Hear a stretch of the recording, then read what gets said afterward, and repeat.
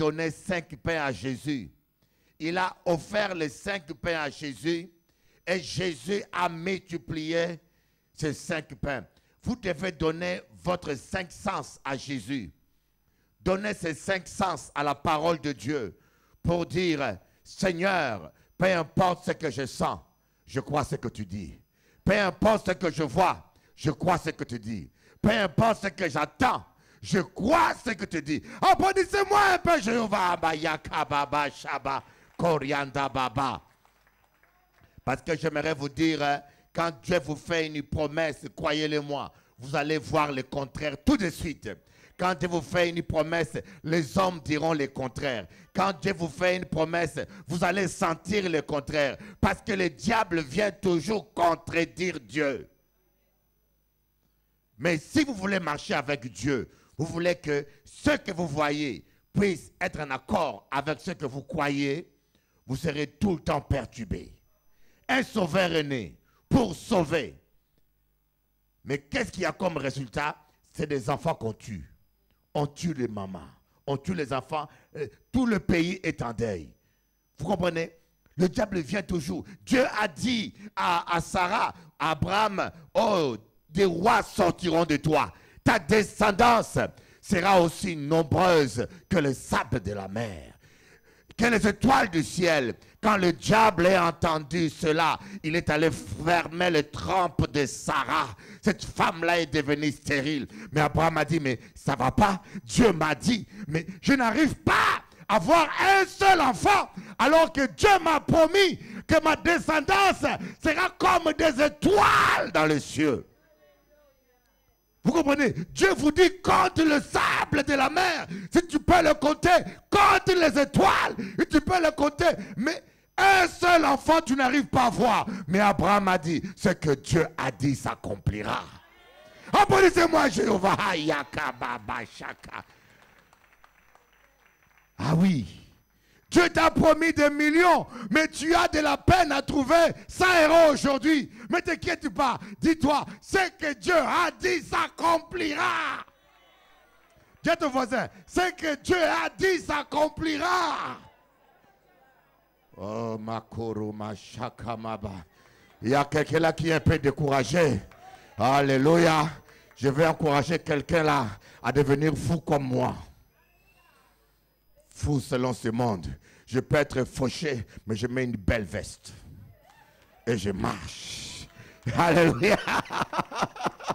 Peu importe. Je dis, Satan, tu es un menteur. Il peut me rappeler mon compte en banque. Moi, je veux lui rappeler mon compte dans les cieux. Parce que mon compte dans le ciel, il est illimité.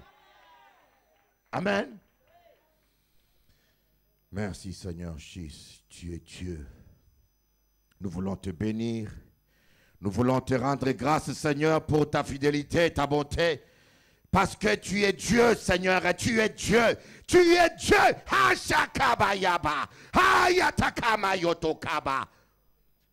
Nous brisons toute forme de tristesse, de découragement. Dans le nom de Jésus. Je viens de loin et je vais loin. Avec l'Éternel, nous ferons des exploits. Dis à ton voisin, avec l'Éternel, moi, je ferai des exploits. Vous savez, il y a des gens qui demandent à Dieu, Seigneur, je ne demande pas beaucoup, je veux seulement un bol de riz. Oh Seigneur, je demande seulement un vélo pour aller à l'église. Dieu dit, demande-moi les nations, demande-moi les nations, avec son nom, avec ses châteaux, avec ses riz, avec ses chevaux, je te les donnerai. Applaudissez un peu le Seigneur Jésus, alléluia. Voyez plus loin. Je suis allé au Brésil. Oh my God. Tout bien. Deus est bon. Je suis en train de parler le portugais. Je suis allé au Brésil et arrivé là-bas, je marche dans la rue de Salvador. Je vois le niveau que l'évangile a au Brésil. J'ai dit, en francophonie, on est en train de se moquer de Dieu. C'est la rigolade. En francophonie, on n'évolue pas. Vous savez, quand quelqu'un ne sort pas de sa maison pour apprendre chez le voisin, quand quelqu'un ne voyage pas, il devient de plus en plus abruti. Parce que vous voyez, quand moi je dis, je préfère être le dernier d'une classe de génie que d'être le premier parmi les idiots. Vous voyez, quand tu es avec des gens stupides, tu es le premier, tu te crois intelligent, mais alors que tu es aussi idiot qu'eux. Parce qu'ils t'amènent du bas. Je suis allé au Brésil, j'ai vu le travail que ces gens-là font pour Dieu. Je dis non. Ici en francophonie, soit à Paris, en Guadeloupe, en Martinique, on est en train de tourner en rond. Nous devons marquer l'histoire de ces pays. Je suis allé en plein centre de Salvador, en plein centre de la ville, 4e ville du Brésil. J'ai vu un apôtre qui a construit un château pour Jésus. Je dis non. Je dis non. Est-ce que je vois ce que je vois? Vous prenez le château de Versailles, vous le mettez dans un Boeing, vous l'amenez, vous le mettez en plein centre de Pointe-à-Pitre. Ce monsieur a bâti et la nuit, les lumières éclairent ce château. Toute la ville voit le château et c'est marqué au-dessus, Jésus-Christ est Seigneur. J'ai dit, waouh, ça c'est des vrais serviteurs. Ce n'est pas des gens qui viennent qui ramasser les sous pour construire une maison en Afrique ou pour coucher avec les femmes, comme des macaques. Amen. Quelqu'un qui s'est dit homme de Dieu, qui ne sait pas fermer son pantalon, n'est pas digne de l'évangile. Pas beaucoup d'amen là. Parce que je sais que les macaques viendront, ils sont déjà là, ils viennent encore plus. Je dis, le mot macaque, ce n'est pas une insulte. Hein? Jésus-Christ a dit aux gens, vous êtes des chiens. On ne donne pas les choses saintes aux chiens. C'est parce qu'il y a un sens derrière. Un macaque n'est pas stable. Il va d'un arbre à un autre, n'est-ce pas? Il y a des hommes qui sont des vrais macaques. Ils vont d'une femme à une autre. Il ne peut pas rester. Même si tu donnes la femme la plus gentille, la plus calme, c'est un macaque, il doit sauter. Il doit aller d'un arbre à un autre pour exister parce que son sang est comme ça. Il faut l'attraper, lui couper la tête comme Goliath et qu'il naisse de nouveau. Qu'il ne soit plus macaque, mais qu'il devienne un agneau. Applaudissez Jésus. J'espère qu'il n'y a pas de macaques ici. Hein? Amen. Pasteur Pierrot, lui, il est calme. De toute façon, tu es sous la bonne garde. Tu as intérêt à... Alléluia. Nous allons vivre un moment formidable. Nous allons parler de la plénitude à la décadence. Dis à ton voisin, décadence. De la plénitude à la décadence. Parce qu'aujourd'hui, je constatais que les gens aiment trop des paroles flatteuses. On aime trop, on n'avertit pas assez des chrétiens. Voyez, il faut faire très très attention. Pour aller au ciel, il faut grimper des montagnes, n'est-ce pas? Pour entrer dans la présence de Dieu, il faut grimper une montagne. Moïse, pour aller jusqu'au sommet des monts Horeb, il a grimpé des montagnes. Mais pour quitter la présence de Dieu et aller en enfer, il suffit d'un seul pas. Pour chuter, il suffit d'un seul pas. Tu peux monter au 12e étage et puis tu te laisses aller et tu te retrouves tout de suite par terre. Mais pour monter, il faut payer un prix. Mais parce que, voilà pourquoi la Bible dit que celui qui pense être debout prenne garde de tomber. Nous avons beaucoup de premiers qui deviendront des derniers, beaucoup de derniers qui deviendront des premiers, parce qu'on n'a pas assez averti les gens. Je vous dis une chose, je n'ai jamais imaginé ça. Ces 2 semaines, j'ai vécu des choses extraordinaires. Quand je suis arrivé à Salvador, le diable est venu en personne me voir. Il m'a dit, serre-moi, je te donne la gloire. Je n'avais jamais imaginé que ça pouvait exister. Il a mis une veste, c'était comme un homme. Hein. Faites attention à l'apparence. Plus quelqu'un est trop sérieux, c'est inquiétant. Quand vous voyez quelqu'un qui ne rit pas, qui est tout spirituel comme ça, parce qu'il y a de l'hypocrisie quelque part. Il avait mis une veste, il est venu en vision. C'est comme un homme, il a mis un complet gris. Mais je suis que c'était le diable Parce qu'il était très arrogant, très sûr de lui. Je n'ai jamais vu un être humain aussi sûr de lui. Il s'est approché, il m'a dit, serre-moi, je te donne la gloire.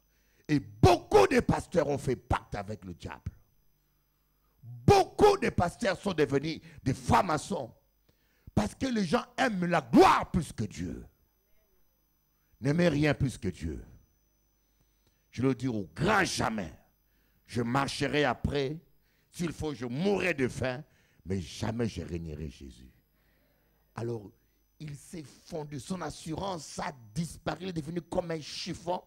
Et quand il a commencé à partir, j'ai vu une dame.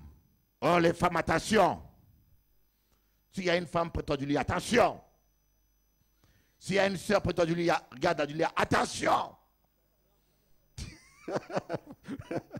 Voyez, la femme peut être un instrument de bénédiction, un instrument de Dieu, comme elle peut être un instrument du diable.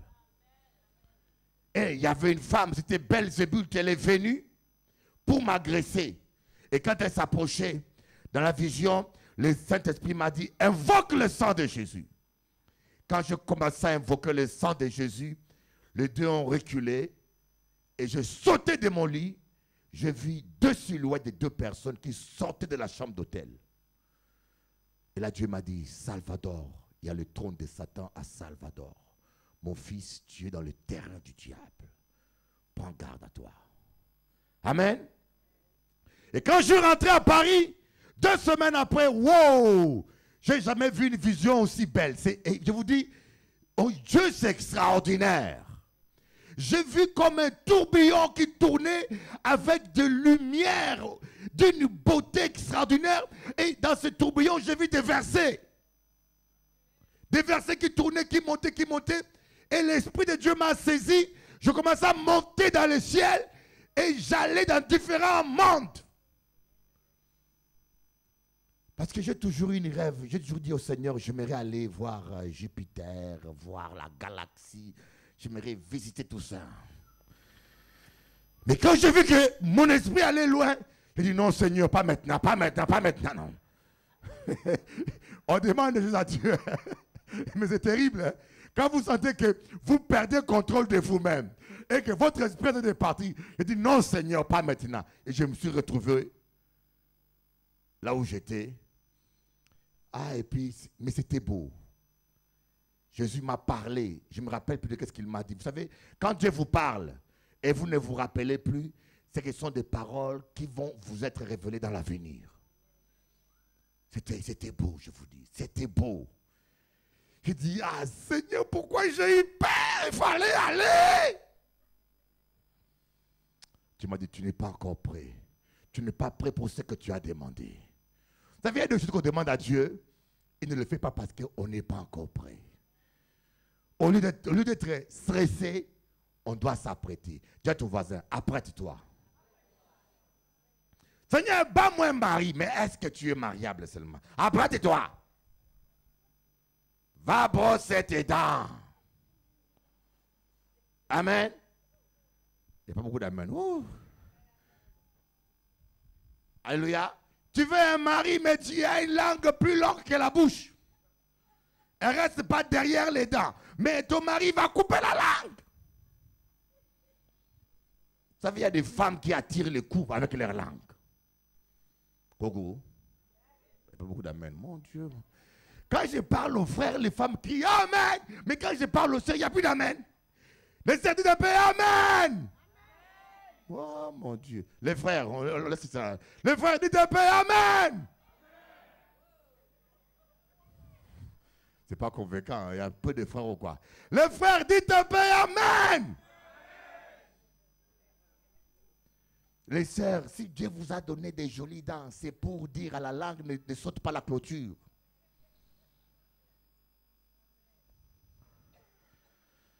Merci Seigneur. En tout cas, ces 2 expériences m'ont... J'ai dit non Seigneur.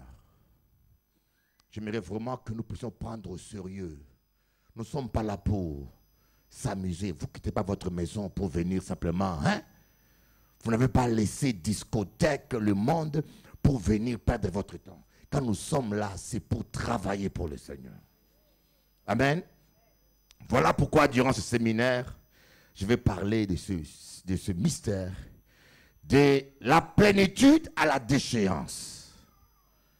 Comment quelqu'un peut être décadence ou déchéance. Comment quelqu'un peut être rempli du Saint-Esprit. Nous allons voir l'histoire de Saül.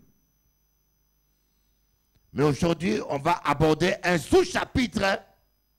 C'est le cheminement vers la plénitude.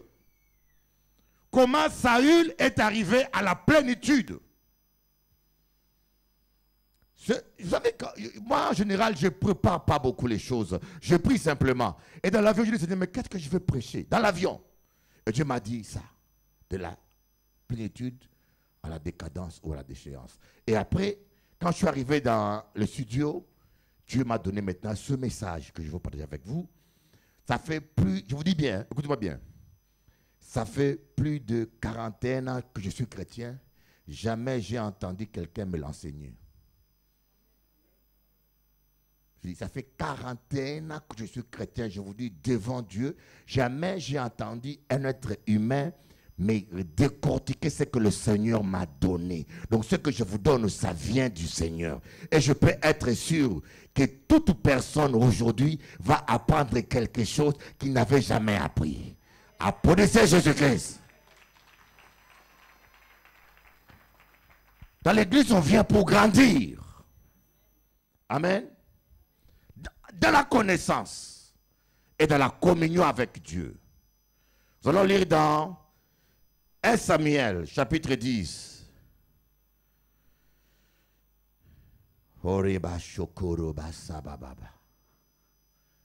Un beau verset comme ça te fait bailler, ma soeur. Alléluia. J'ai béni Dieu pour votre présence. Et soyez prêts jusqu'à la fin du séminaire. Et la semaine prochaine, j'attaque la Martinique. Le Saint-Esprit m'a parlé aussi beaucoup sur la Martinique. Il y a une grande bataille qui se livre en Martinique. Très grande bataille. Voilà, donc, je bénis Dieu parce que dans tout ce que je fais, je suis toujours loyal. Vous savez, quand vous marchez avec Dieu, vous devez être toujours dans la loyauté. Amen.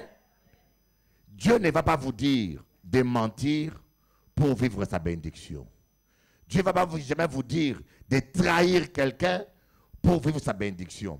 Dieu va jamais vous demander de pécher pour entrer dans son plan. Quand vous marchez avec Dieu, comme je dis, l'intégrité et la loyauté sont les deux rails du train qui vous amène dans le plan de Dieu. Vous devez toujours marcher dans l'amour, dans l'intégrité. Et je bénis Dieu parce que à 49 ans, je n'ai jamais trahi un homme. Je n'ai jamais été traître. Je bénis Dieu. Vous savez, le mensonge, c'est grave. Le mensonge, on peut tomber dans le péché parfait. Mais le mensonge, c'est quelque chose de volontaire. Pour mentir, il faut réfléchir, il faut concevoir les mensonges. C'est pour ça qu'on appelle Satan le père du mensonge. Un chrétien qui ment, c'est grave. Mais aujourd'hui, on a des chrétiens menteurs, des pasteurs menteurs. Ils mentent comme ils respirent. Ils mentent tellement qu'ils mentent les mensonges qu'ils ont menti hier.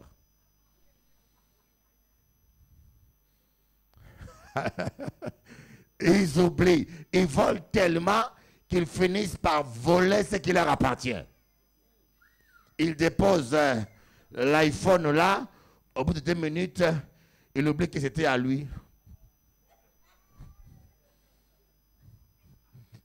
Il ne sait pas que c'est son iPhone. Alléluia. 1 Samuel chapitre 10. Samuel prit une fiole d'huile qu'il répandit sur la tête de Saül. Et il embrassa et dit: L'Éternel t'a donné l'onction pour que tu sois le conducteur de son héritage. Aujourd'hui, après m'avoir quitté, tu trouveras 2 hommes près du tombeau de Rachel, à la frontière de Benjamin, à Tcheltash, ils te diront, les ânesses que tu es allé chercher sont retrouvées. Et maintenant ton père a laissé de côté l'affaire des ânesses, mais il est en peine de vous et dit, que dois-je faire au sujet de mon fils? Alléluia. De là tu iras loin, plus loin, et tu arriveras aux chaînes de Tobar, où tu seras abordé par 3 hommes montant vers Dieu à Bethel, et portant l'un 3 chevreaux, l'autre 3 miches de pain, et l'autre une outre de vin. Ils te salueront et te donneront 2 pains que tu prendras de leurs mains. Après cela, tu arriveras à Gubéa Elohim, où se trouve une garnison de Philistins. En entrant dans la ville, tu rencontreras une troupe de prophètes descendant du haut lieu, précédés du luth, du tambourin, de la flûte, de la harpe de Goka, en train de prophétiser. L'Esprit de l'Éternel s'emparera de toi, tu prophétiseras avec eux et tu seras changé en un autre homme. Lorsque ces signes auront eu pour toi leur accomplissement, fais ce que tu trouveras à faire, car Dieu est avec toi. Dieu ton voisin, Dieu est avec toi. Alors nous allons voir hein, tous ces signes-là. Vous savez, avant, je lisais la Bible. Je lis ces passages plus de 10 fois. Mais ce matin, quand je commençais à lire cet après-midi, Dieu m'a dit, est-ce que tu comprends pourquoi ces signes sont très importants? Après que ces 4 signes se soient accomplis, Dieu dit, Samuel dit à Saül, tu seras changé à un autre homme. L'Esprit de Dieu sera avec toi et fais ce que tu as à faire. Tu réussiras dans tout ce que tu feras. Et je crois que tous les enfants de Dieu qui sont ici veulent réussir. Voyez, le problème, c'est il y a 4 étapes indispensables. Dieu ton voisin, 4 étapes indispensables que nous devons traverser pour vivre la plénitude et atteindre ce statut spirituel où Dieu nous fait confiance. Voyez, il y avait un enfant qui demandait à son père. Il dit, papa, donne-moi une voiture.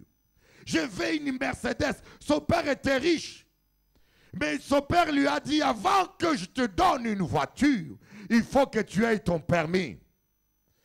Mais je connais un général au Congo, il a donné à son enfant une Mercedes sans permis. Il gâtait tellement son enfant.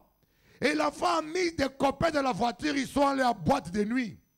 Et vers 2h, 3h du matin, il rentrait à la maison à plus de 200 à l'heure. 200 km à l'heure. La voiture a dérapé, a cogné un poteau d'électricité. Je vous dis, le matin, on ramassait les bouts de chair dans tout le boulevard. On ne savait même plus qui était qui. Vous savez, il y a des choses que Dieu ne peut pas nous donner parce qu'il estime que nous n'avons pas la maturité pour les gérer. Regardez ce père qui a donné au fils prodigue son héritage. Il ne lui a pas rendu un bon service parce que la bénédiction qui était l'héritage l'a amené à se perdre. Il a pris l'argent, il est allé le gaspiller. Croyez-moi, Jésus a dit, tout ce que vous demanderez en mon nom, il va les donner. Il y a des gens ici qui sont déjà bénis, mais la bénédiction est au ciel. Il attend que tu réussisses le test. C'est impossible à Dieu de mentir. Tu as ce que tu as demandé à Dieu. Dieu te voisin, tu l'as déjà.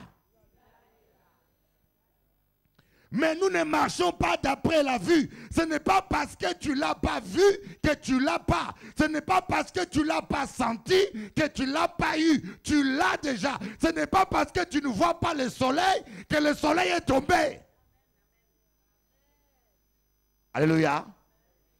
Dis-lui à ton voisin, tu l'as déjà eu. Mais le Seigneur attend que tu remplisses ces 4 étapes. Saül est devenu roi par la volonté de Dieu, mais pas au temps de Dieu. Parce que les hommes voulaient un roi. Alors le Seigneur n'a pas eu le temps de briser Saül. Voyez, quand les gens réclament un roi, le Seigneur cherche qui correspond. Il cherche qui correspond dans le présent. Et il a trouvé Saül qui correspondait.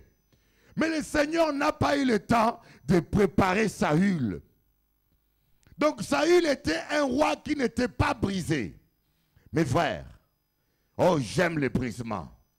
Nous n'aimons pas les brisements. Mais croyez-moi, le brisement est nécessaire. Les brisements, c'est pour notre salut. Quand vous n'êtes pas brisé, la gloire va vous perdre.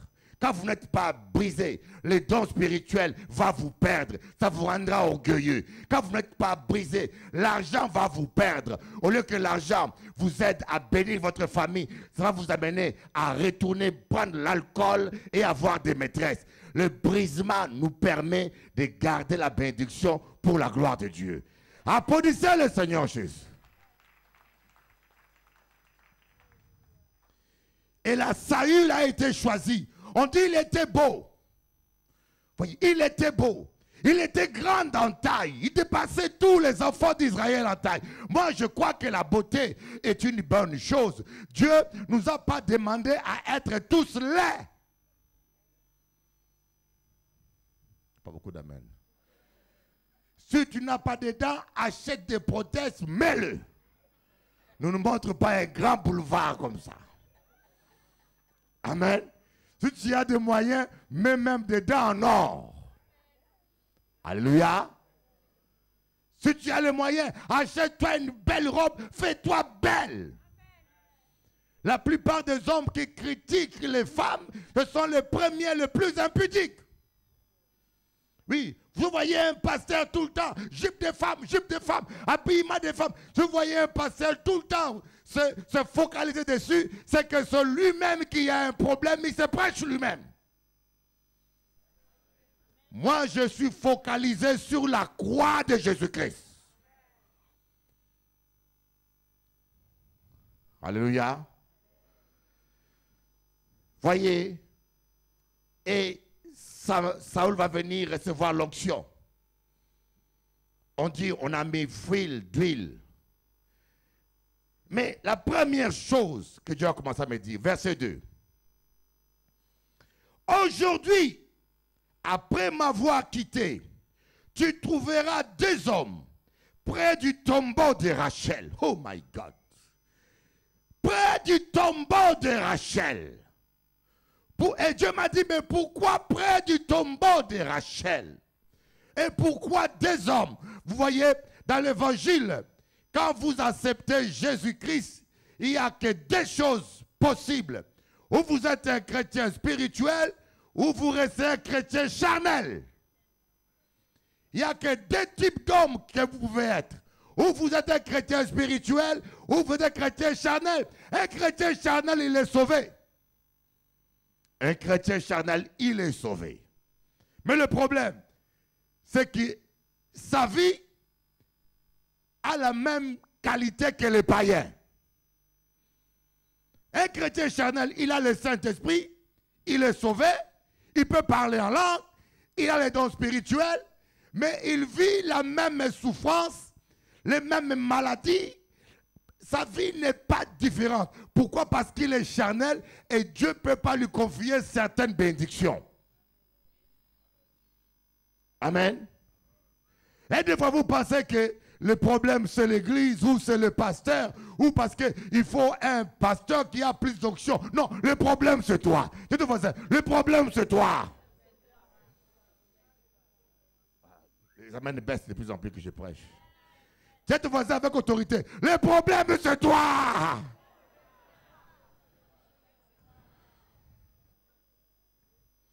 Voyez, on vit un siècle d'irresponsabilité. Il y a peu d'hommes qui aiment être responsables. Même dans le couple, hein, quand ça ne va pas, chérie, c'est ta faute. Ah non, oui, c'est ta faute. La femme dit c'est la faute du mari, le mari dit c'est la faute de la femme. Adam a dit, Seigneur, c'est la femme que tu as mis près de moi là, qui m'a fait manger le fruit. Mais Ève n'a pas mis le fruit dans la bouche, n'a pas ouvert la bouche d'Adam pour foncer le fruit dedans. Ils ont mangé parce qu'ils ont aimé. Donc comme un frère qui va, il tombe dans le péché, il dit à Bishop Eli, Satan m'a fait tomber dans le péché. Tais-toi, c'est toi. Satan m'a fait tomber dans le péché, comment? Tu es tombé dans la chose que tu aimais. Amen. Tu es tombé avec une femme qui était belle à tes yeux. Ce n'était pas le diable.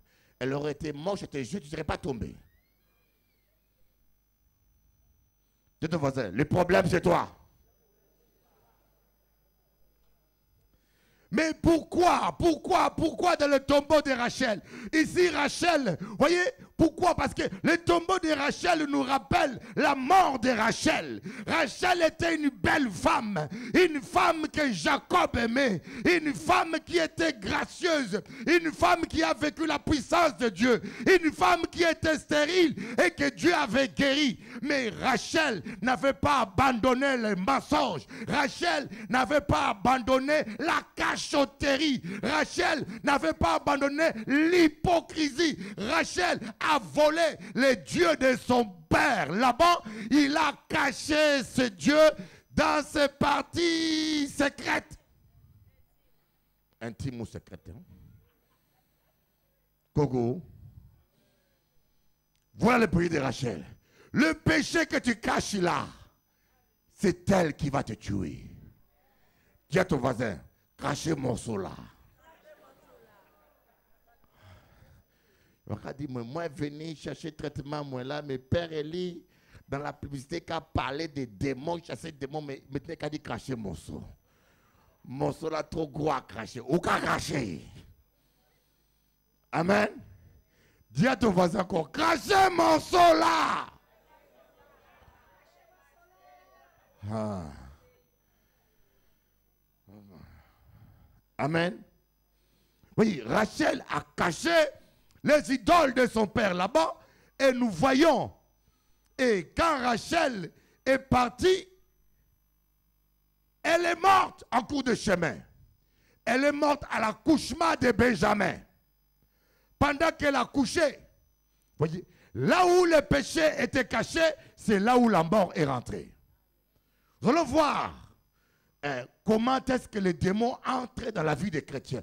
On n'est qu'au début. Demain, on va avancer. Mais à la fin des séminaires, la plupart des gens vont changer de dimension. Vous allez comprendre pourquoi est-ce que les démons... Il y a des gens qui sont là, chrétiens, ils sont là, ils sont chrétiens, mais ils sont toujours hypocrites. Moi, je dis où ça? Yo connaît tout cantique. Yo connaît toute prédication. Yo j'ai réussi toute qualité d'imposition de main. Mais hypocrisie, on ne veut pas lâcher. Tu es toujours devant le tombeau de Rachel. Il faut décider qui tu veux être aujourd'hui. Il y a deux types d'hommes qui sont là. Tu vas croiser deux types d'hommes. Ou tu deviens le chrétien spirituel, ou tu restes le chrétien charnel. Tu vas tourner en rond. Tant que tu n'auras pas réussi ce test-là, mes frères, tu vas changer d'église. Tu vas changer de pasteur. Tu vas parler en langue. Tu vas soulever les jambes. Tu vas prier. Au Brésil, on priait pour quelqu'un. On priait pour une maison. Ah, au Brésil, il y a des cinémas. Une dame s'est levée. Moi, j'ai prié, j'ai terminé. La dame s'est levée. J'ai dit, mais ça, c'est le vaudou, les macumba, Et les gens aiment les rigolos, hein. Les gens aiment du cinéma comme ça. Les gens font, ah. Et puis, dit, Jésus dit, à mon nom, ils chasseront les démons. Arrêtez-moi toutes ces gymnastiques-là inutiles. Mais quand tu fais ce genre de comédie, les gens quoi disent, ouah! Mais c'est une puissance, il a fait bagarre là.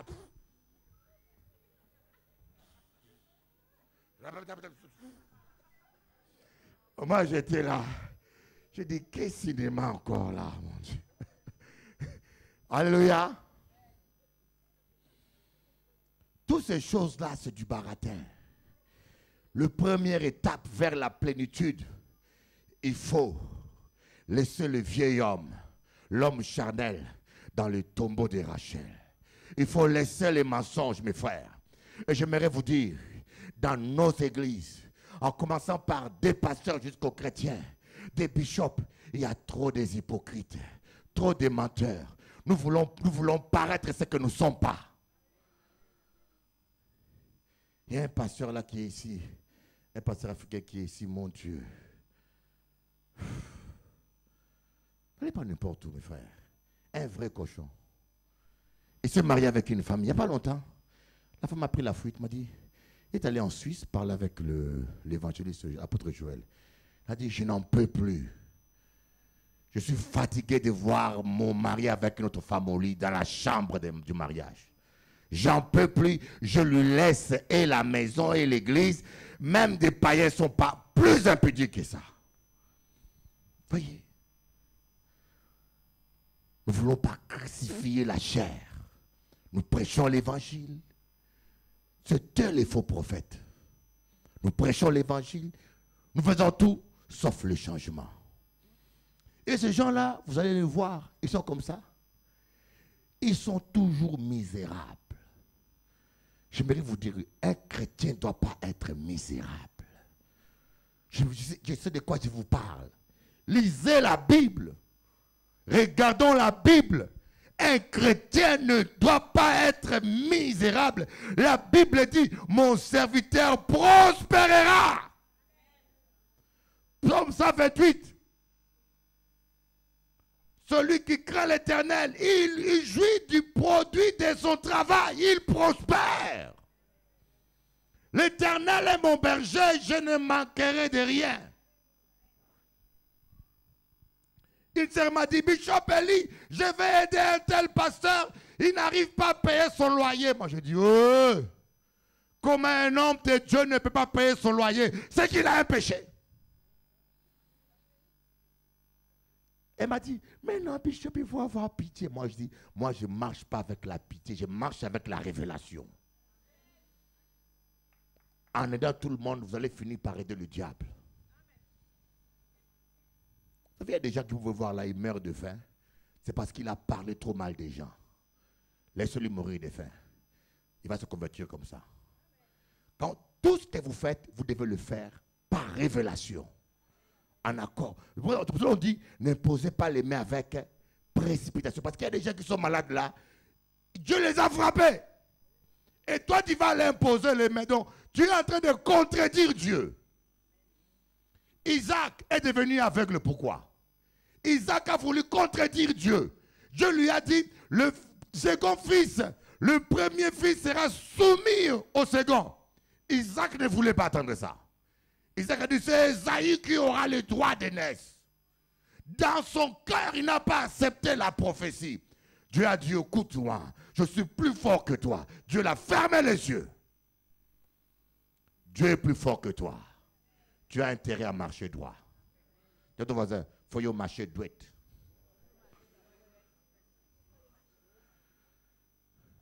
Nous les chrétiens, nous avons des problèmes de santé, beaucoup de problèmes, parce que nous voulons être têtus avec Dieu. Ouh.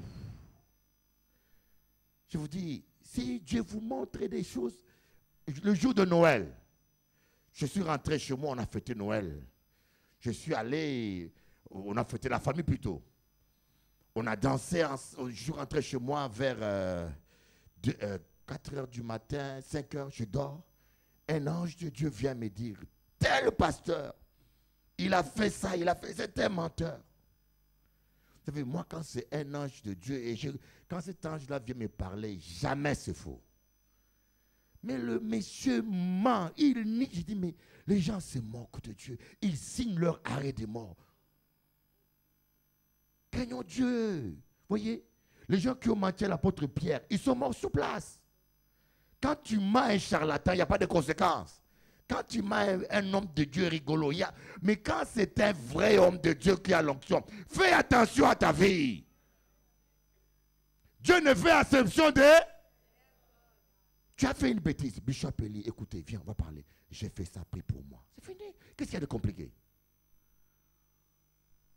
Ton voisin, crache le morceau. Donc le premier pas. Et après, Samuel va rajouter. Verset 3. De là, tu iras plus loin. Et tu arriveras au chêne de Tabar, où tu seras abordé par 3 hommes montant vers Dieu à Bethel, portant l'un 3 chevreaux, l'autre 3 miches de pain, et l'autre une outre de vin. Ils te salueront et te donneront 2 pains que tu prendras de leurs mains. Dis à ton voisin, 2 pains.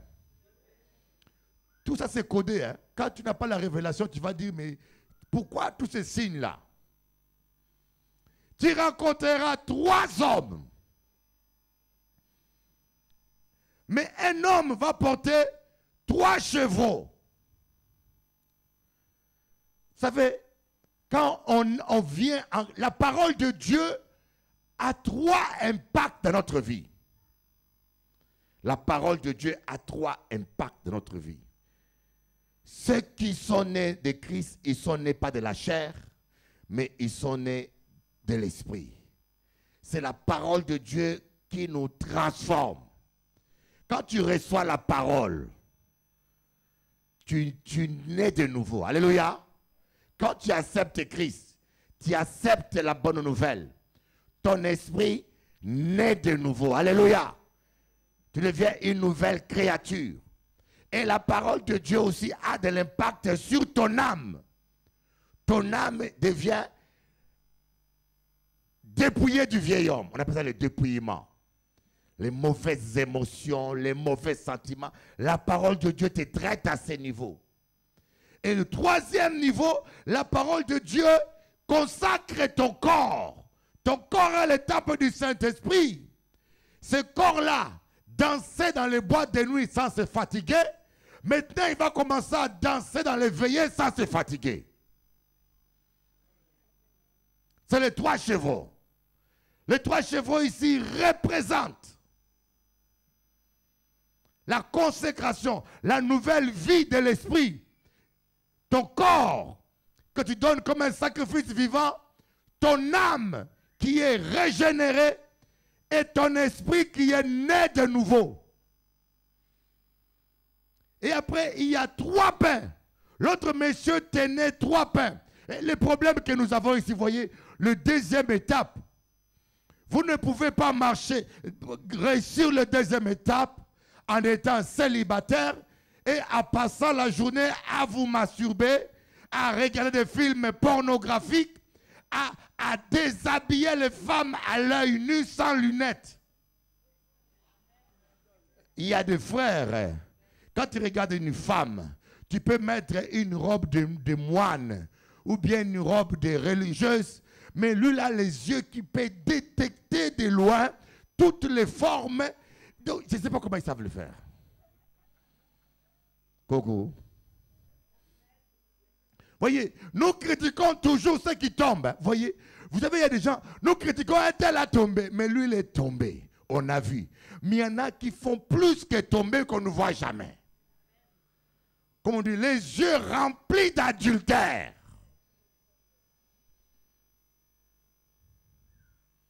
Il n'y a pas que des frères, hein? Il y a aussi des sœurs. Maintenant, les sœurs sont surchauffées. Elles nous ont égalés. Maintenant, il y en a qui nous ont dépassés même. Elles ont des visions. Hein? Il y en a qui viennent me dire, Bishop, j'ai une vision, je te vis avec moi. On chantait, et puis... Je dis, ma sœur, c'est le diable qui t'a parlé. Ça ne peut pas laisser. Comment Dieu va te montrer la nudité d'un oin? Comment Dieu va déshabiller un homme consacré comme moi devant une femme comme toi? C'est pas Dieu, c'est le diable. C'était convoitise. Tu as trop convoité, le diable a rajouté la peinture dessus. Et ce genre de femmes-là, quand ils voient que je ne branche pas, elles finissent par quitter l'église. Elles n'ont qu'à partir. À Paris, il y en a plein comme ça qui viennent pour séduire. Je bénis Dieu parce que Dieu a fait de moi un résistant. Résistencia. Applaudissez le Seigneur. Mon frère, il faut résister. Pas beaucoup d'amen. Hein? Vous voulez résister au diable. Vous ne savez même pas résister aux jupes. Comment peux-tu résister au diable si tu ne sais même pas résister aux jupes? Samson, il est mort à cause de quoi? Il a fini, il s'est fait avoir à cause des jupes d'une femme. On dit apôtre, apôtre, apôtre.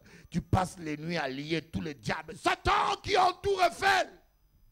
Je te bombarde, boum. Bombarder trop loin. Mais le diable t'envoie seulement une mini-jupe là comme ça.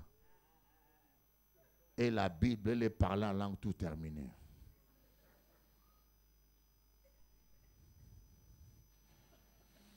Alléluia.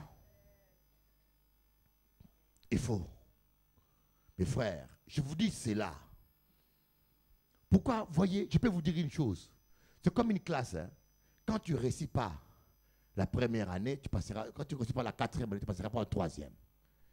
Tu vas recommencer la quatrième jusqu'à ce que tu passes en troisième. Et quand tu réussis en troisième, tu passes en deuxième.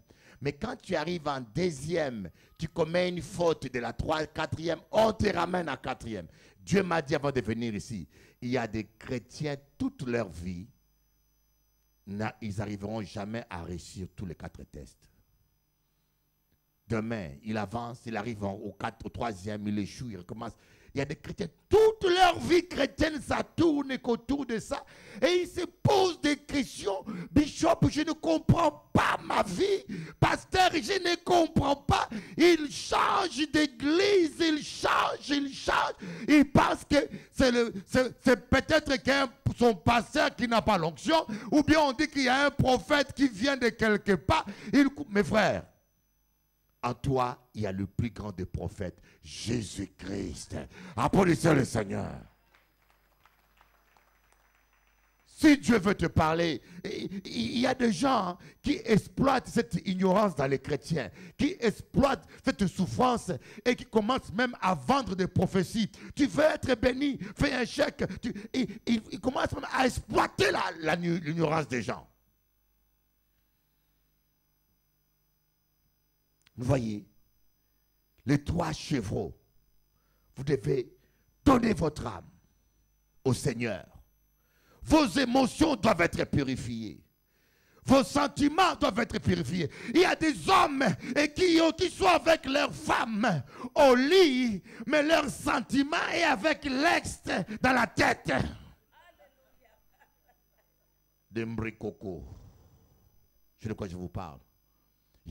Il y a la femme d'un ancien qui m'a dit, mais Bishop Eli, il y a un mois, mon mari, on était au lit, et voilà qu'à un moment donné, il pousse un cri, il appelle l'ex-femme. Je dis, quoi? Il m'a dit, oui, il appelle l'autre, mais c'est moi qui étais au lit, mais il parlait à l'autre. Je dis, il n'est pas délivré, cet ancien-là. Et puis il impose les mains aux gens. Oui, mes frères, c'est grave. C'est grave ce qui se passe dans nos églises. Nous devons être saints de corps, d'âme et d'esprit.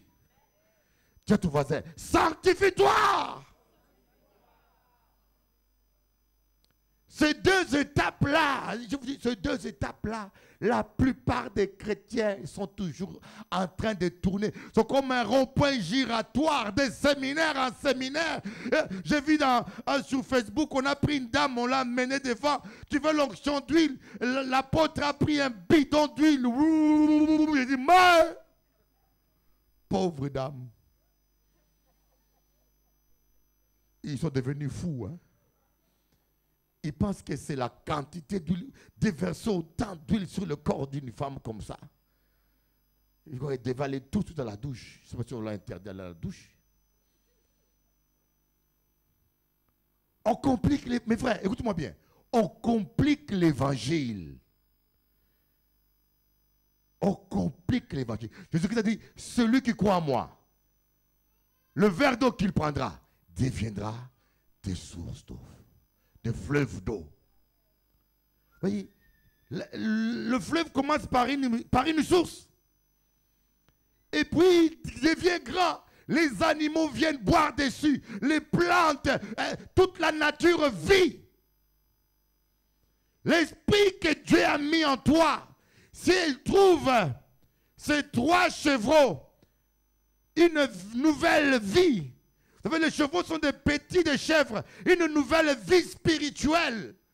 Croyez-moi, vous n'aurez pas besoin de gêner pour que l'onction grandisse. Elle va grandir naturellement. Amen. Les moutons ont de la laine naturellement. S'il faut mettre des pommades sur un mouton pour qu'il fasse de laine, sache que le mouton est malade.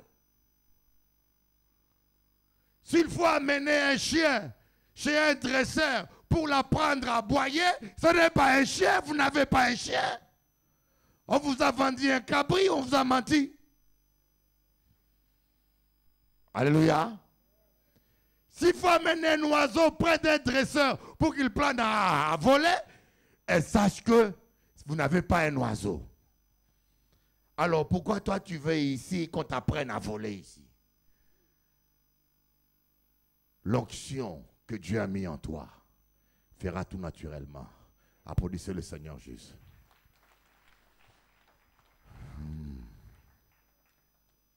Écoutez maintenant ce qui est formidable.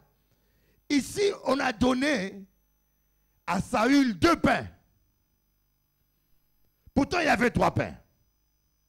Parce que le pain, c'est la parole.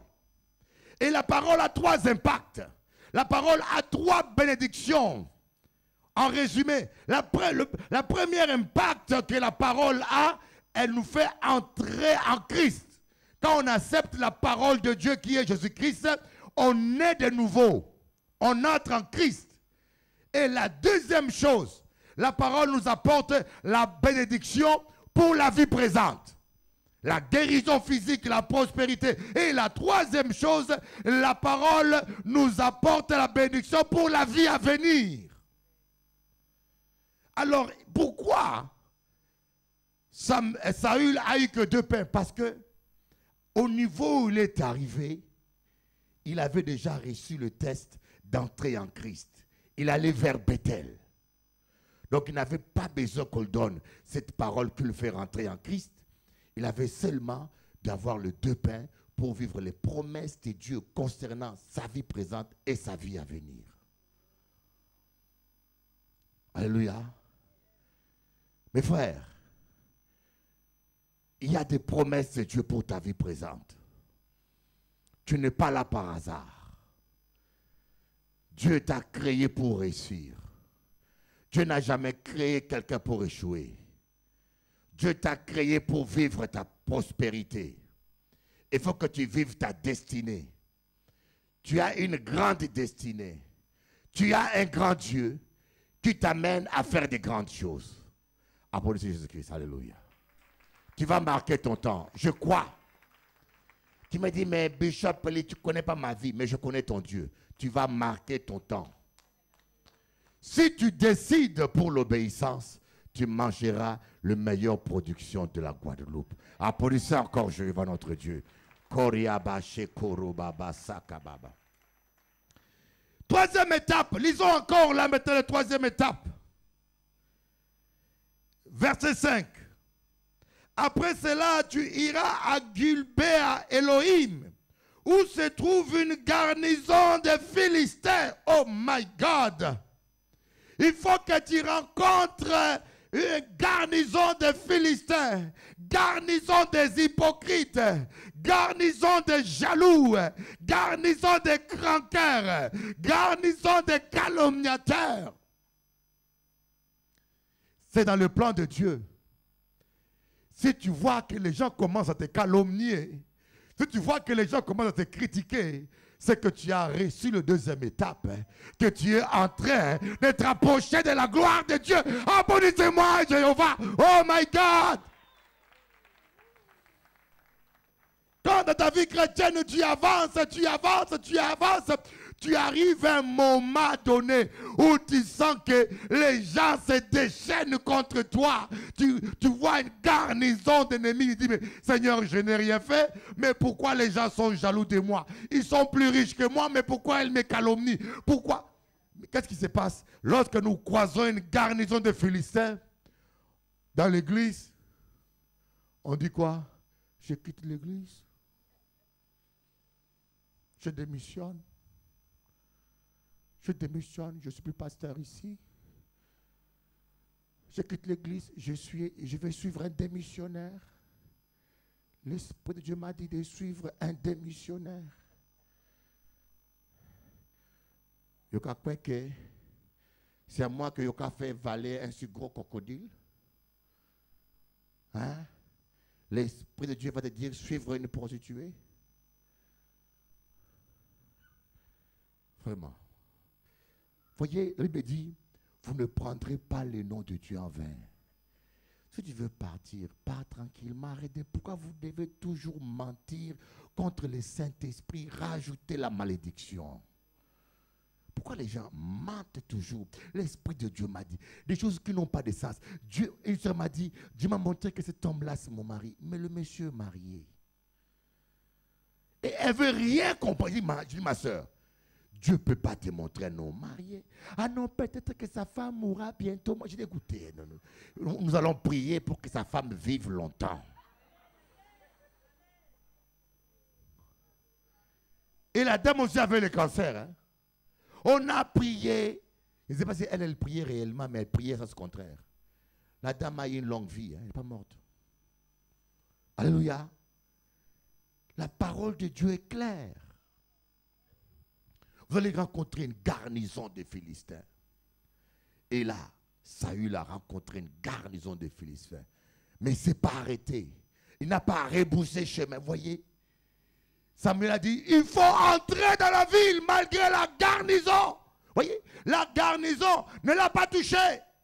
Les Philistins ne l'ont pas touché. Il était dans l'obéissance. Vous voyez, dans votre vie, vous allez rencontrer des ennemis. Vous allez rencontrer des hypocrites. Ils mangeront sur votre table comme Judas. Ils vous feront des bisous, des traîtres. Mais ne vous inquiétez pas. Tout ça, c'est sans effet tant que vous êtes avec le Seigneur. Tu te fais du mal pour rien, tu t'inquiètes pour rien, tu pleures pour rien. Les traîtres, Jésus en a eu. Qui es-tu alors pour ne pas en avoir? Ah, Bishop Elise, c'est mon cousin Germain. Mais Judas mangeait avec Jésus à la table. Et Jésus savait. Vous savez, les traîtres, dans leur trahison, nous ferment les portes qui allaient nous perdre. Les méchants, dans leur méchanceté, nous bloquent des chemins qui ne sont pas la gloire de Dieu. Si Dieu laisse le méchant sûr dans ta vie, c'est parce qu'il est utile à quelque chose. Applaudissez-moi, Jéhovah, my God, my God, my God. Judas, en trahissant Jésus, il l'a amené là où il fallait, à la croix. Les frères de Joseph, enfants de Joseph, ils l'ont envoyé là où il devait aller, en Égypte. Dis à ton ennemi, fais ce que tu as à faire, parce que tu es utile. S'il te manque de force, moi, je ne vais pas au Colombo. Parce que ce que tu fais, c'est utile. Parce que si ce n'était pas utile, Dieu t'aurait déjà écarté de mon chemin.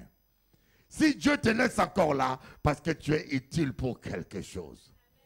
L'une des premières utilités des ennemis, moi, mes ennemis me motivent à la prière. Plus ils m'attaquent, plus je prie. Plus ils m'attaquent, plus je me consacre. Et je rentre en jeûne. Oh my God. Hein? Vous n'avez pas remarqué ça? On te fait la sorcellerie pour te tuer. Et toi, tu rentres en jeûne pour te protéger. La sorcellerie qu'on te fait a pour effet de te rapprocher plus de Dieu. Applaudissez Jésus-Christ, alléluia. Gloire à Dieu. Et là, Joseph, et là, Saül va, après qu'il ait réussit le troisième test, il va rencontrer les prophètes. On dit, il va rencontrer les prophètes. Et l'onction va descendre sur lui. Les prophètes qui seront dans la louange, avec de lutte. On va voir ça. Le verset 6. L'esprit, non, verset, bon, commence à 5. Après cela, tu arriveras à Gulbéa Elohim, où se trouve une garnison des Philistins. En entrant dans la ville, tu rencontreras une troupe de prophètes descendant du haut lieu, précédés du luth, du tambourin, de la flûte, de la harpe, en train de prophétiser. Précédés des micros? Non, non. Précédés de l'adoration.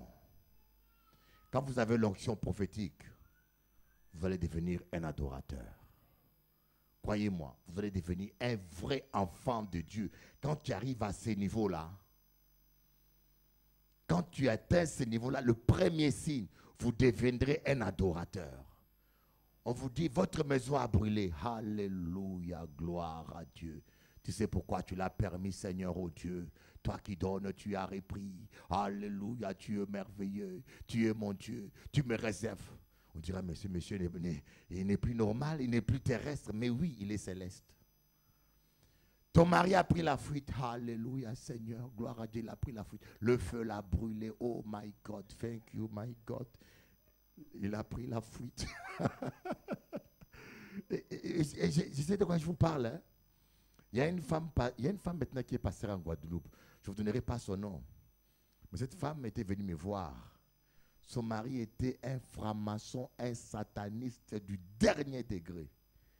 Elle ne savait pas. Et son mari avait sacrifié tous les enfants au diable. Et quand elle est venue me voir, elle m'a dit, Bishop Eli, chaque année, mes enfants sont intelligents. Mais quand c'est l'examen, maux de tête, problème, les enfants portent des lunettes aussi épais que mon doigt.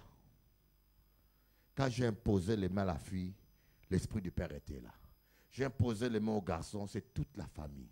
J'ai commencé à briser. Son mari lui a dit, écoutez ma femme, je t'aime, mais si tu arrêtes, si tu n'arrêtes pas d'aller voir cet Africain-là de Bishop Eli, moi et toi c'est fini.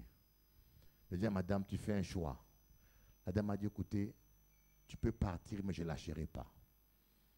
Le mari est parti parce que le mari avait une mission, avait sacrifié les enfants. Et un homme comme ça, quand tu le perds, c'est la fin du monde, c'est une délivrance. Alléluia. Jésus est venu s'aimer la division, ce n'est pas écrit dans la Bible. La division, pas dans le corps de Christ, mais entre les satanistes et les enfants de Dieu. Des fois, tu es avec le diable en personne, au lieu tu ne sais pas. Alléluia. Moi, je me rappelle d'un pasteur qui a prié. Il a prié, il a prié, il a prié, il a prié, il a prié. My God. Son beau-père est mort, boum. Son beau-père qui faisait la sorcellerie pour tuer sa femme. Il n'a pas prié pour que le monsieur meure. Il a prié pour que sa femme soit délivrée. On ne prie pas contre les gens. Amen. Il a prié pour que sa femme soit délivrée. Alors que son grand-père, le père, son beau-père, avait fait un pacte de sang avec sa fille. Vous savez, quand les gens font un pacte de sang à un niveau où il va voir le diable, il fait un pacte avec, et dit à Satan, donne-moi l'argent, le succès, tout, je donne ma fille. À 30 ans, à 40 ans, elle doit mourir. Le pacte est fait. Si la fille à 40 ans, elle accepte Jésus, elle est délivrée, le diable va te chercher ton sang en toi. S'il ne se répand, il peut être sauvé. S'il ne se répand pas, vous allez voir, oh. Mais comment est-ce que la nuit, j'ai lié. Le matin, on dit que le beau-père a piqué une crise cardiaque. Le mystère est là. Coucou.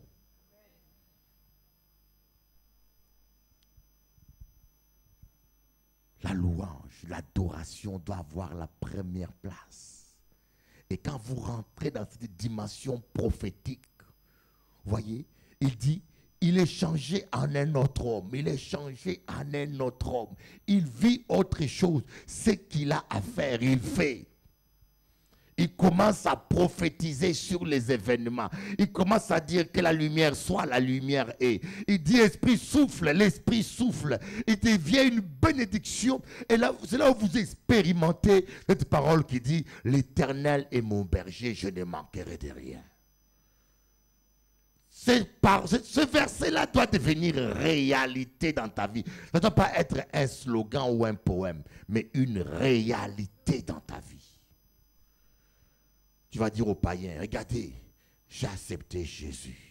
Il est mon berger, maintenant je manque de rien. Il m'a donné ça, il m'a donné ça, il m'a donné ça. Il est mon berger. Et écoutez, sans vous mentir, je suis heureux. Le bonheur et la grâce m'accompagnent. La joie de vivre. Que la vie est belle. Aujourd'hui, les chrétiens disent, la vie est difficile et puis Chapeli. Avec la crise, c'est devenu compliqué. Non. Tu dois dire, le bonheur et la grâce m'accompagnent tous les jours de ma vie. Applaudissons Jésus-Christ. Alléluia. On se lève pour prier Dieu. Alléluia. Dis à ton voisin, ça ce n'est que l'introduction. Les chemins de la plénitude. Demain, nous allons rentrer notre